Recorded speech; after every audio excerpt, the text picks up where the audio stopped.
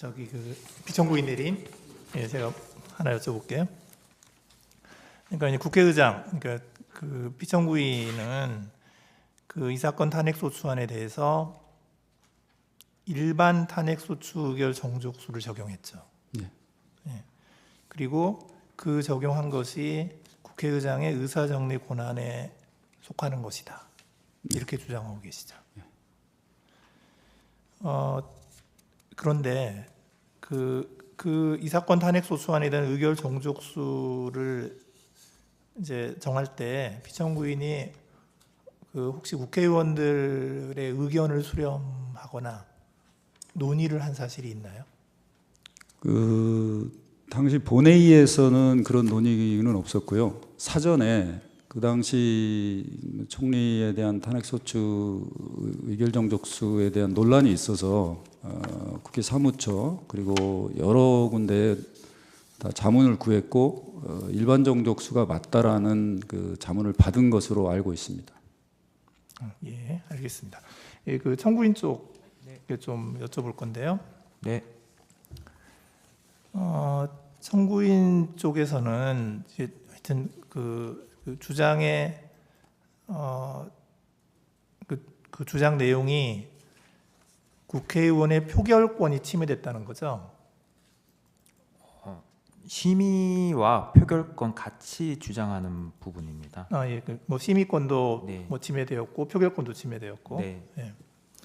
그런데 그 표결권이 그 침해됐다는 부분이 그 청구인들의 부결표 행사의 가치가 희석되었다.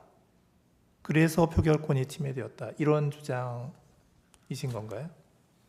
일단은 그 아까 본회의 회의록을 먼저 보여드렸던 부분인 게 정족수를 어떻게 적용할 것인지 여부에 대해서 확정을 이제 뭐 국회의장께서는 일반 정족수를 하겠다라고 하는 부분인데 이게 국회의원들 간에서도 이견이 있었던 부분이고 그 저희 청구인들 입장에서는 가중된 정족수를 적용해야만 저희는 이제 본회의에서 만약에 이제 투표를 하더라도 그에 맞는 가치, 그러니까 반대표 의결을 했을 때 그 가치를 인정받을 수 있었기 때문에 이제 그 가중된 정족수부터 해야 된다라고 계속 항의를 했었던 부분이고, 그리고 그 재판관님께서 말씀하셨던 그 부결표의 가치 부분은 그러니까 부수적이라기보다는 이제 그 첫 번째 이제 표결을 할 수 있는 기회를 부여받았느냐, 뭐 받았다라고 한다면 그 반대표를 던졌을 때 200석 기준으로 했을 때는 당연히 이제 부결의 가치가 있었던 부분이었지만 피청구인 주장하는 것처럼 일반 정족수로 했을 때는 뭐 저희가 던진다고 하더라도 그 숫자적으로 밀리기 때문에 뭐 그 가치 부분을 인정받을 수 없는 부분이 있다. 거기까지 이제 포함해서 저희는 주장을 했던 부분입니다. 근데 지금 청구인들 대부분은 표결 절차에 참여를 안 하셨잖아요. 본회의에서 그 본회의장에 들어가서 이 그 3분의 2를 주장을 해야 된다라고 하면서 계속해서 항의를 하지 않습니까? 그 국회 본회의 회의록을 보면 그 말인즉슨 저희는 국회 본회의에서 3분의 2 가중된 정족수를 적용해야 저희 또한 그 올바른 혹은 가치를 받을 수 있는 그 표결권을 행사하는 그 가치를 인정받을 수 있다는 그런 취지에서 말씀을 드리는 겁니다. 근데 그 표결 절차에 참여도 안 했는데 스스로 참여도 안 했는데 침해되는 표결권이라는 게 있을 수 있나요? 여기. 예, 김기현 의원님. 예. 네, 청구인 김기현입니다. 우선 표결권의 침해와 관련해서 우리 재판관님께서 질문하신 말씀을 좀 답변을 드리고 국회의원들 사이에 협의가 있었는지에 대한 아까 피청구인에게 물으셨던 것에 대한 답변을 뒤에 조금 더 부과해서 드리도록 하겠습니다.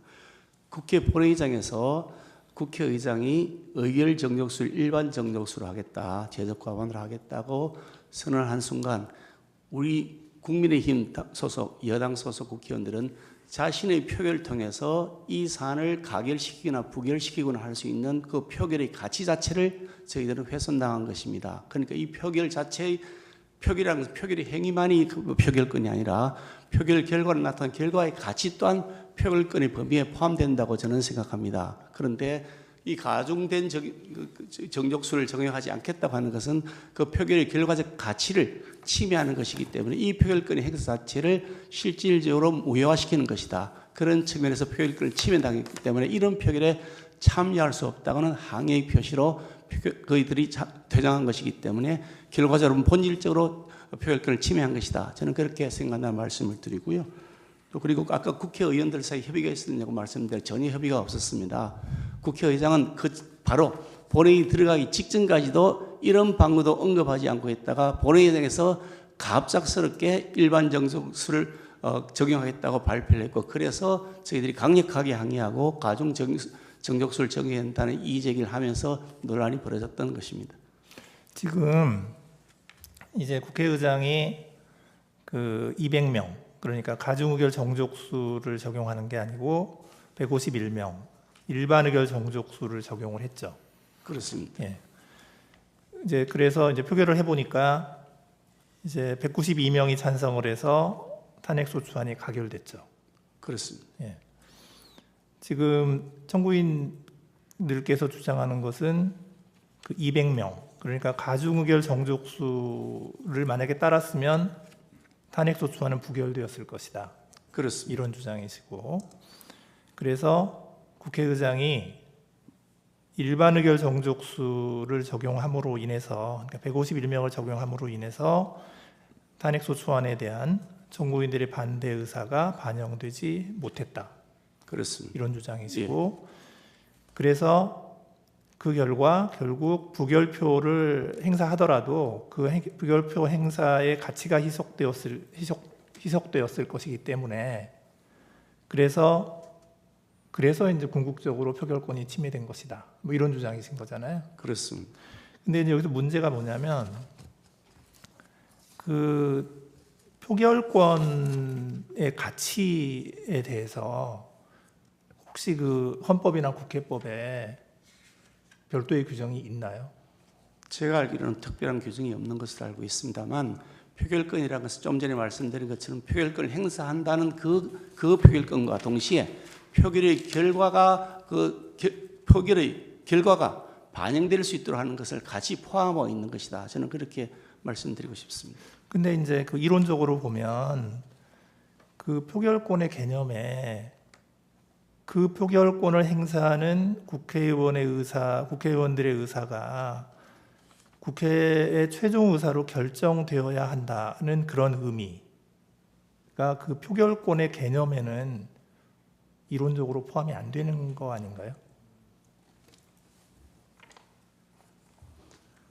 최종 결론을 반영돼야 된다는 말씀을 드린 것이 아니고요. 예. 국회의원이 가지고 있는 표결권은 그 가치가 인정이 되어야 되는 것인데 국회의장이 그 가치를 인정하지 않았기 때문에 표결권이 침해되었다 이런 얘기입니다. 그러니까 이게 이 가중 그 의결 정족수를 적용하게 되면 거기에 참여해서 부표를 던지는 그 의원들의 표결권이 그 가치로서 존중받는 것인데 그냥 일반 적용을 하니 일반 의결 정족수를 정적하니까 그 표결의 가치가 침해되었고 그래서 본질적으로 표결권을 침해한 것이다 이런 얘기입니다. 저기 재판관님 그 네. 부연 설명을 좀 해드리면 이제 두 가지 측면에서 좀 볼 수 있을 것 같습니다. 사실 그 국회의원들께서 본회의장에서 이제 반대 의사를 표시하는 방법이 여러 가지가 있을 수도 있는데 표결을 해서 반대표를 던지는 방법과 뭐 퇴장을 해서 반대 의사를 표명하는 방법 뭐 이런 부분으로 볼 수 있는데 이 사건 같은 경우에는 그 반대 의사를 표시하는 방법에서 뭐 국회 본회의에서 형식상 이루어지는 일방적으로 이루어지는 표결 과정에 참여하지 않는 방법으로서 뭐 부결의 의사를 뭐 사실상 행사했다 이런 부분으로 볼 수도 있습니다. 그리고 두 번째 측면에서 좀 말씀을 드리면 저희가 계속해서 말씀을 드리는 게 이 3분의 2 가중된 탄핵 정족수를 적용을 하게 되면 저희가 반대 의사를 표시할 수 있었던 그 표결의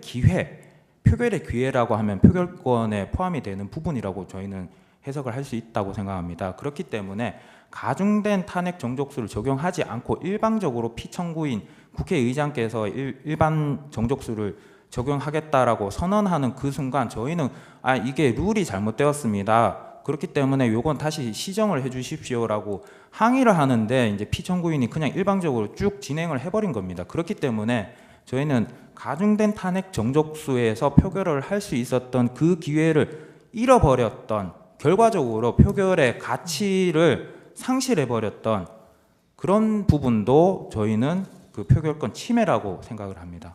예, 어떤 취지인지는 잘 알겠습니다. 예, 이상입니다. 감사합니다.